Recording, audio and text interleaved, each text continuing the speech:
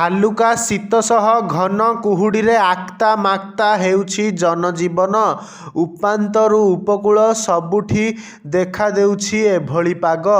ଘନ କୁହୁଡ଼ିର ଚାଦର ତଳେ ସାରା ଓଡ଼ିଶା। ଆସନ୍ତାକାଲି ପର୍ଯ୍ୟନ୍ତ ଅତି ଘନ କୁହୁଡ଼ି ନେଇ ସତର୍କତା ଜାରି କରିଛି ପାଣିପାଗ କେନ୍ଦ୍ର। ଖୋର୍ଦ୍ଧା ସମେତ ପୁରୀ, କଟକ, ଜଗତସିଂହପୁର, କେନ୍ଦ୍ରାପଡ଼ା, ସୁନ୍ଦରଗଡ଼, ଝାରସୁଗୁଡ଼ା, କୋରାପୁଟ, ରାୟଗଡ଼ା, ଦେବଗଡ଼, ଅନୁଗୁଳ, ଢେଙ୍କାନାଳ, କଳାହାଣ୍ଡି, କନ୍ଧମାଳ, ଗଜପତି, କେନ୍ଦୁଝର, ବାଲେଶ୍ୱର, ଭଦ୍ରକ ଏବଂ ମୟୂରଭଞ୍ଜକୁ ଅରେଞ୍ଜ ଆଲର୍ଟ ଜାରି କରିଛି ଆଞ୍ଚଳିକ ପାଣିପାଗ କେନ୍ଦ୍ର।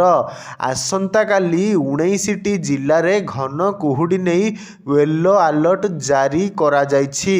ବର୍ତ୍ତମାନ ମେଘମୁକ୍ତ ଆକାଶ ରହିଥିବା ବେଳେ 2 ଦିନ ପର୍ଯ୍ୟନ୍ତ ତାପମାତ୍ରାରେ କୌଣସି ପରିବର୍ତ୍ତନ ହେବ ନାହିଁ। 2 ଦିନ ପରେ ସ୍ୱାଭାବିକଠାରୁ 2ରୁ 3 ଡିଗ୍ରୀ ପର୍ଯ୍ୟନ୍ତ ତାପମାତ୍ରା କମିବା ସହ କିଛି ଜିଲ୍ଲାରେ ହାଡ଼ଭଙ୍ଗା ଶୀତ ଅନୁଭୂତ ହେବ ବୋଲି ପୂର୍ବାନୁମାନ କରିଛି ପାଣିପାଗ କେନ୍ଦ୍ର। ଘନ କୁହୁଡ଼ିର ମୁକାବିଲା କରିବା ପାଇଁ ସବୁ ଜିଲ୍ଲାର ଜିଲ୍ଲାପାଳଙ୍କ ସହ ପୋଲିସ ଏବଂ ପରିବହନ କମିଶନରଙ୍କୁ ଚିଠି ଲେଖିଛନ୍ତି ଏସ୍ଆର୍ସି। ଦୁର୍ଘଟଣା ପ୍ରବଣ ଅଞ୍ଚଳରେ ପାଟ୍ରୋଲିଂ ବଢ଼ାଇବା ସହ ଡ୍ରାଇଭରମାନଙ୍କୁ ସଚେତନ କରିବା ପାଇଁ ପରାମର୍ଶ ଦିଆଯାଇଛି।